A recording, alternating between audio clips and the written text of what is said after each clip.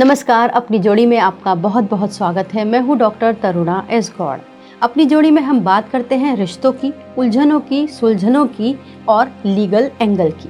अगर आप भी वो पत्नी हैं जो दिन भर घर में झाड़ू पोछा करती हैं, बच्चों की देखभाल करती हैं, इन लॉज की सेवा कर रही हैं और आपके पति घर आते हैं, आप चाय बना कर देती हैं, आपके पति आपसे चाय, दवाई, तकिया सब कुछ मांगते हैं और आप पूरा करती हैं और उसके बाद दोनों लोग सो जाते हैं। सुबह उठकर फिर वही रूटीन, ऑफिस भेजने की तैयारी, चाय नाश्ता, लंच बॉक्स, गाड़ी की चाबी, बस अब यही आपके जीवन में चल रहा है। ये केवल पति की तरफ से नहीं बल्कि पत्नी की तरफ से भी हो सकता है। ऑफिस के तनाव, बॉस की फटकार, घर की ईएमआई सब झेलते हुए जब पति घर पहुंचे लेकिन पत्नी उस स्थिति को ना समझे और उनके चेहरे को देखकर ये ना समझे कि पति आज परेशान है। इसके अलावा हर वक्त पति को उसकी औकात दिखाते हुए अपमानित करती रहें और ऐसी फरमाइशें करें जो पति पूरा ना कर पाते हो, तो यहीं से शुरू होता है इमोशनल गैप। और अगर आपके साथ भी ये बड़े लेवल पर हो रहा है और बातचीत नहीं हो रही, तो समझिए कि आप साइलेंट डिवोर्स की कगार पर हैं। भारत में आज अदालतें डिवोर्स केस से भरी पड़ी हैं, लेकिन साइलेंट डिवोर्स, इसमें न कोर्ट होता है, न कचहरी, न वकील, न एल्यूमनी, लेकिन पति पत्नी के बीच रिश्ता खत्म। एक ऐसा डिवोर्स जो अदालत की चौखट पर नहीं होता बल्कि घर के अंदर ही हो जाता है। साइलेंट डिवोर्स कोई कानूनी शब्द नहीं बल्कि एक रिलेशनशिप की स्टेट है, जो ऐसी स्टेट बताने के लिए एक मॉडर्न शब्द है। साइलेंट डिवोर्स तब होता है जब पति पत्नी कानूनी रूप से शादीशुदा रहते हैं लेकिन भावनात्मक रूप से उनका रिश्ता लगभग खत्म हो जाता है, यानी घर में साथ रहते हैं मगर दिल से अलग हो चुके होते हैं। यहाँ हम उन छोटे मोटे झगड़ों की बात नहीं कर रहे जो रोज रोज गृहस्थी में होते हैं। घर में घुसते ही किटकिट शुरू, बच्चों ने ये तोड़ दिया, गोलू ने पढ़ाई नहीं की, सासू माँ ने ये ताना मार दिया, पत्नी ने आज अच्छा खाना नहीं बनाया, ये सब झगड़े की बात नहीं कर रहे। ये तो सुबह होते हैं और शाम को खत्म हो जाते हैं। लेकिन साइलेंट डिवोर्स के लक्षण कुछ अलग होते हैं, इनको पहचानिए। जैसे आपके बीच में बिल्कुल कम्युनिकेशन बंद हो गया हो, बातचीत बहुत कम या सिर्फ उन बातों के लिए होती है जो ज़रूरतें पूरी करते हो, जैसे चाय बना दो या फिर मेरा रिचार्ज खत्म हो गया, इस तरीके की। दूसरा लक्षण साइलेंट डिवोर्स का है नो इमोशनल कनेक्शन, भावनात्मक जुड़ाव एकदम खत्म हो जाता है। तीसरा होता है कि फर्क पड़ना बंद हो जाता है, एक दूसरे की जिंदगी में पति पत्नी दिलचस्पी नहीं लेते।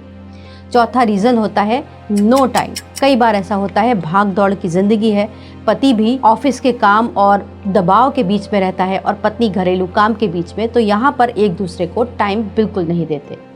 तीसरा होता है नो रिलेशनशिप, जो भी कॉन्जुगल ब्लिस है, जो एक दाम्पत्य जीवन में होता है, अगर वो रिलेशन आपके बीच में नहीं है तो समझिए कि ये साइलेंट डिवोर्स की निशानी है।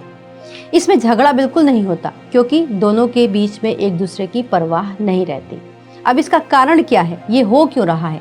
एक तो आपकी रूटीन लाइफ हो सकती है, जैसे काम के तनाव हैं, या फिर आपके बीच में बहुत सारे लड़ाई झगड़े रहते हैं, एक दूसरे को समझने की कोशिश अब आप दोनों ने बंद कर दी है, या फिर आप दोनों के बीच में किसी बात को लेकर भरोसा टूटा है। जैसे मान लीजिए कि पत्नी को शक है कि आप उनको समय नहीं दे रहे, लेकिन आप हर समय फोन पर व्यस्त हैं, चैटिंग चल रही है। अगर इस तरीके की कोई बात पत्नी को पता चले तो भरोसा टूटेगा। या फिर मान लीजिए पति को ये मालूम चले कि पत्नी ने अपने पति से बात छुपाकर मायके वालों के इशारे पर कुछ किया है, अपने इन लॉज में कुछ किया है, तो इससे भरोसा टूटता है। तो इसी तरीके की चीज़ें होती हैं, ये कारण होते हैं साइलेंट डिवोर्स के। या फिर आप लंबे समय से जो आपके अनसॉल्व कॉन्फ्लिक्ट्स हैं उनके ऊपर बात नहीं करते, उनको सुलझाने की कोशिश नहीं करते। अगर ऐसी स्थिति है तो आपको सावधान हो जाना चाहिए। अब ये तो हमने समस्याओं की बात कर ली, पहचान कर ली कि हाँ भाई ये साइलेंट डिवोर्स के लक्षण होते हैं। लेकिन अगर ऐसा हो रहा है तो करना क्या चाहिए? समाधान भी तो बहुत ज़रूरी है। तो समाधान ये कहता है कि अगर आप ऐसी स्थिति से गुजर रहे हैं तो सबसे पहले पति पत्नी को आपस में बैठकर बातचीत करनी चाहिए।